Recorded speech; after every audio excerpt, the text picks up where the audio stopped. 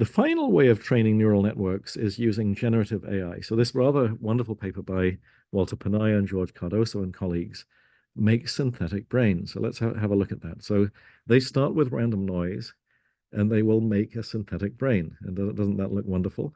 This is a slightly different approach called generative AI, which I'll talk about in a minute.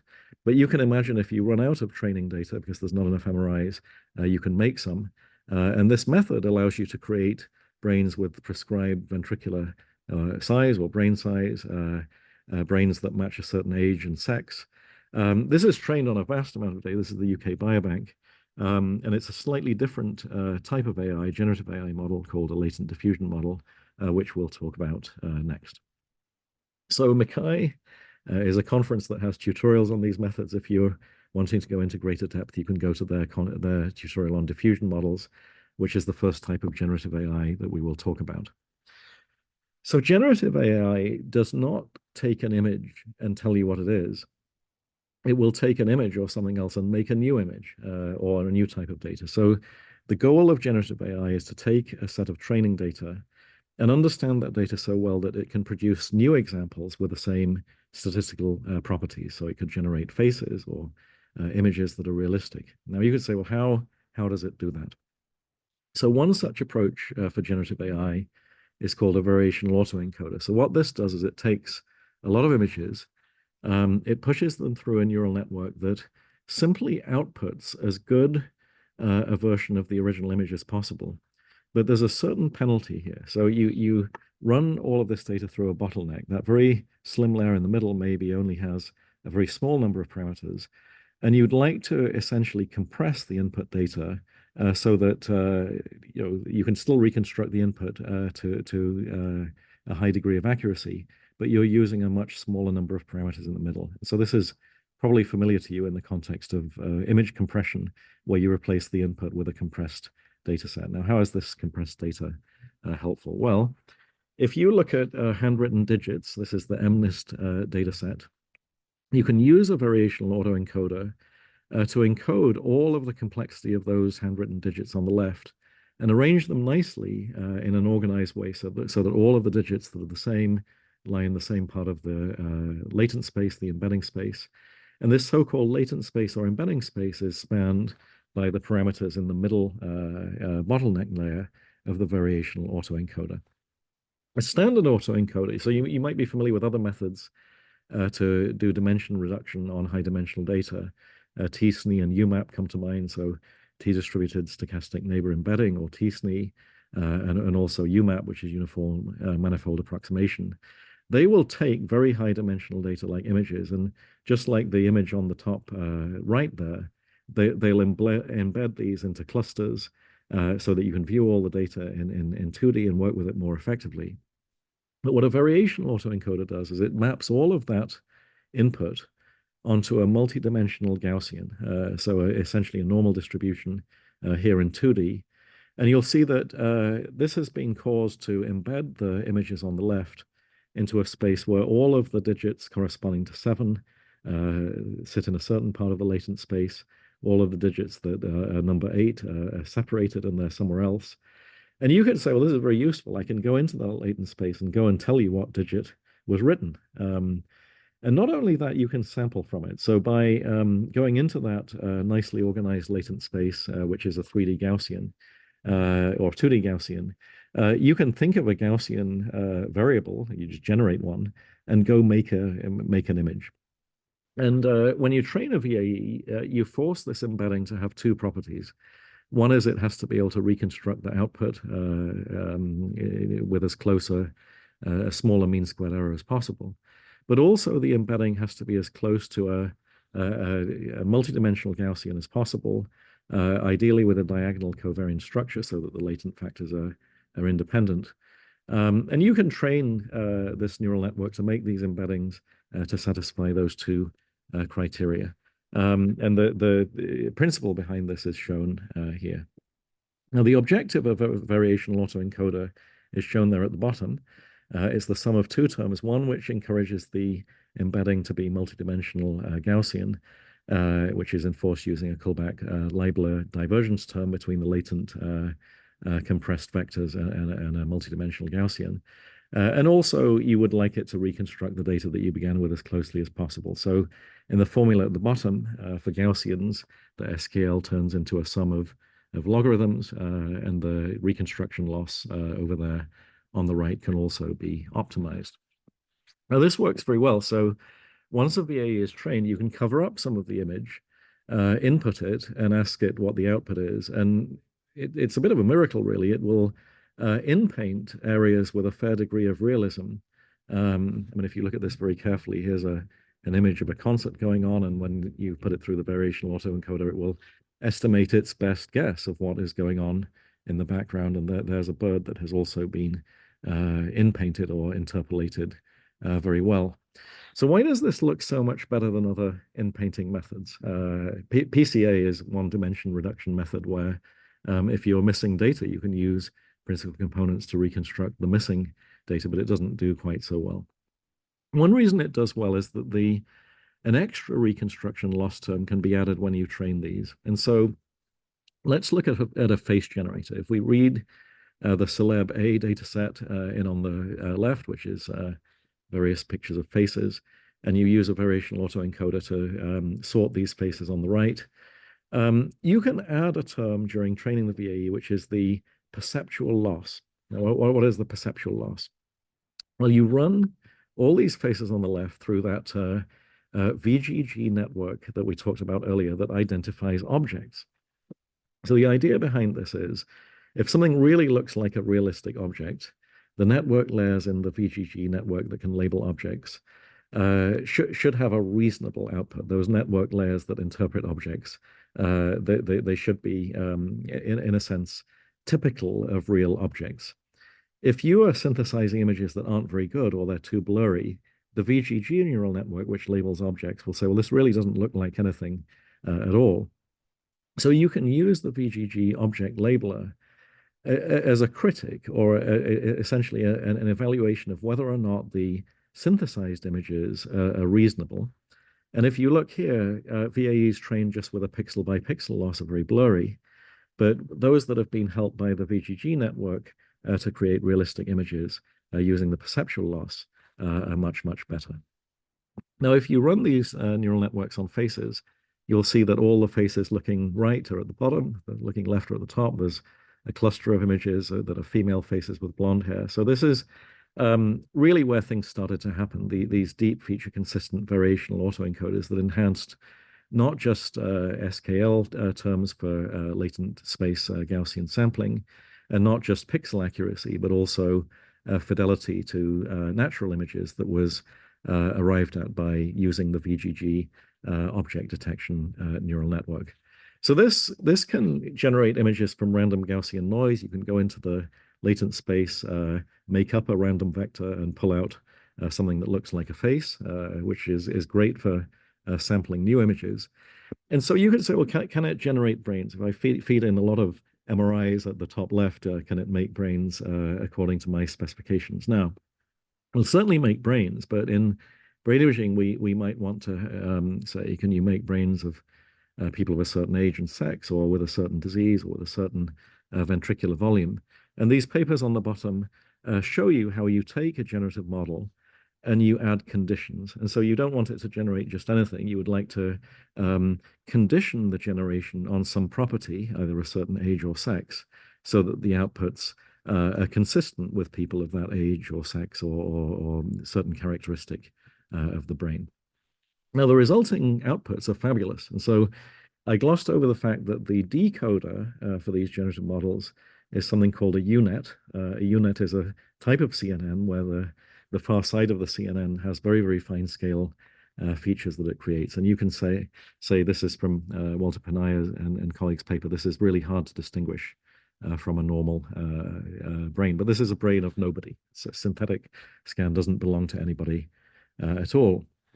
Now, in this paper, they describe using the hybrid conditioning approach, we could condition our models and generate brain images where we can specify the age, sex, ventricular volume, and brain volume. And it's based on a paper by Rombach, which is cited here. So I'll tell you what is going on. So first of all, if we don't condition images on anything but the input, it's already useful. So if we put in an image of someone with a tumor or a lesion or something like that, but the autoencoder has only been trained on healthy people's images, it'll find the reconstructed output from its training data that's the closest. But because it hasn't seen any brains with tumors, it just finds the closest looking brain, a so-called pseudo-healthy brain. And subtracting the input from the output in this case can be used for anomaly detection or localization. And this can be done either with a variational autoencoder, which is pretty simple, or a denoising diffusion probabilistic model, which we're going to talk about next. So generative AI in 2024 doesn't always use variational autoencoders. It uses something called diffusion denoising probabilistic models. And just to show you how good these are, there's a company that developed this video generator called Kling. There's also one from OpenAI called Sora, where you could say, I'd like to see a picture of a gentleman or a little boy eating noodles or a hamburger. I mean, I would defy you to say that this is actually a synthetic image. It looks just like it's real. So how have we gone from these autoencoders that were only moderately realistic to ones that could fool anybody? And the idea is to use something like a VAE to embed the image data, the training data. But in order to model the data distribution that we'll sample from, we're going to use something called a diffusion process on probability distributions. Those of you familiar with statistical physics will recognize this as the Fokker-Planck equation. And you can also use text or vector guidance on this data generation. You say, I'd like the image to have certain characteristics, and I'll tell you exactly how that is done. So a few years ago, denoising diffusion probabilistic models were used to reconstruct images in the following way. So suppose you took images on the left and added Gaussian noise in a series of steps. And let's say you tried to reverse that process. So you took noisy images and then you gave as a desired output the slightly less noisy image. I mean, could you train a neural network to denoise an image and put back into the image the things that were likely to be there? Now, although that sounds ridiculous because there's nothing there in the original image, if there is a notion of what the distribution looks like for normal faces or normal objects of a certain kind, you can force it to create images that belong to that class or category. So you won't just generate anything, but you will generate things of that certain category. So what the people working on this did is they wrote down a stochastic differential equation there at the top that described the addition in a series of steps of noise to an image, and then a so-called reverse process, the inverse stochastic differential equation, that would restore the image to its original content or something like it. And this uses a score function. So the score function is the gradient with respect to the image parameters of the logarithm of the density of the probability of the image. In other words, you're trying to make a realistic image. The problem is we don't know how probable the image is. It's very, very difficult to tell how probable an image is, whether it's a reasonable image or not. So if we could do that, we'd be done. But it is possible to estimate what this function shows here, the score function, which is its gradient. And so just looking at that, it was possible to write PDEs that use on the upper right this so-called score function to restore the image. So why does this work? So if you imagine a space of probability distributions, and so if the data comes from a certain probability distribution, which is shown in red there, you can imagine given the current data set, how we can nudge it towards the characteristics of real data. And you could nudge it along the gradient of the log density of the data distribution with respect to the image, as you've seen here. So this diffusion theory allows you to condition the generation. So you could say, I'd like you to restore the image to be a realistic image, because we've trained it to know how they look. But we could also use a steering term, a guidance term, where we obtain the gradients of the weight parameters with respect to a classifier that's trained to recognize images, either Alzheimer's patients or controls, or a certain type of object in the image. And that'll cause the generation of objects that look like that class of things, either Alzheimer's patients or people of a certain age or a particular photograph. And those of you that are familiar with statistical physics will say that in parallel with the update rule for the image, which is called the Langevin diffusion equation, there's a corresponding update rule for the data density distribution, which is called the Fokker-Planck equation. And you can see that as these are trained and the noise is reversed, the data distribution itself resembles the distribution of the model.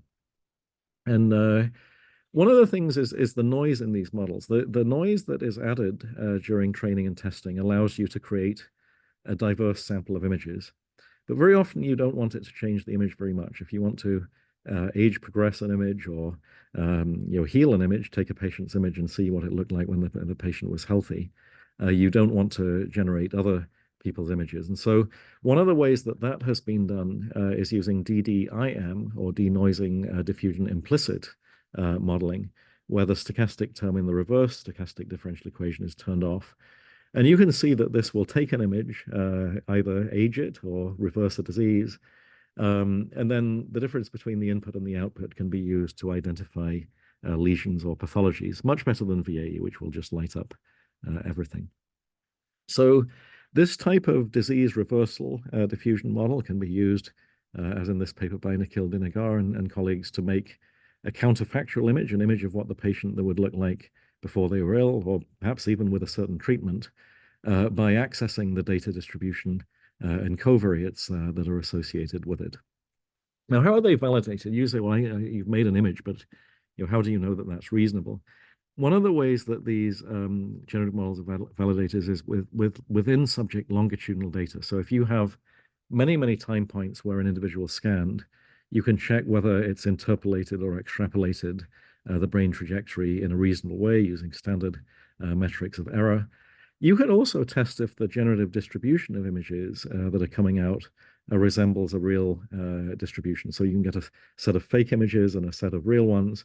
And using generative adversarial networks, which are essentially classifiers of real versus fake, you can tell how well the generator did, or you could even pair up the adversary and the generator in a GAN to have it keep adjusting how it generates images so that the adversary is no longer fooled. And there's a tremendous theory of how these GANs should be designed. I'd encourage you to look up work by Arthur Gretton on MMD and reproducing Colonel Hilbert space theory, which talks about why different sources of adversary and different divergences work in the context of training GANs. Let's talk for a minute about other types of data you can use generative AI for. So here's the connectome. It's been derived from a diffusion MRI scan, and the geodesics of most rapid diffusion are the streamlines or potential fiber tracts. This work by Wendy Feng in our lab and Branch Shangio in our lab uses an autoencoder to compress the streamlines. And one of the things that compression techniques do is they get rid of noise. And in the context of geometric objects, such as these tracts, here shown in this very nice book on human brain connectivity, you can take noisy input data and clean it. And so if you pass the output of your fiber tracking on the left into a variational autoencoder, it will, by compressing the data, eliminate things that don't matter.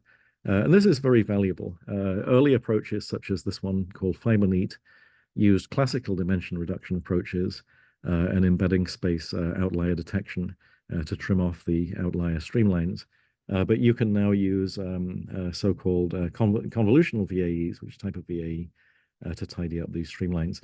And you can also use them as normative models, because if it can find outliers, it can also find abnormal deviations. And this paper by Wendy Feng on deep normative tractometry is using deep embedding of fiber geometry to detect subtle and distributed abnormalities in the brain. That's the paper. It's available for you to use if you want to. Another type of generative AI is neural style transfer. So maybe you've heard about Cycle-GANs or cycle-consistent generative adversarial networks. So you could have a photograph like the one on the bottom and want to change it so it looks like a Monet painting. Or you could have, if you're an artist, a Monet painting that you'd like to look like a photograph. And you can use generative models to do this so-called style transfer. Now, in the context of medical imaging, you could use this to enhance an MRI scan. You could make it look like it was collected on a different scanner or a better scanner, maybe if you want to harmonize data from multiple sites. Um, and just to explain how this works, style transfer or neural style transfer is extremely interesting. So what you do is you feed in the image whose style you want to change. That's the content image on the left. And you feed an image that has the style that you want, which is over on the right.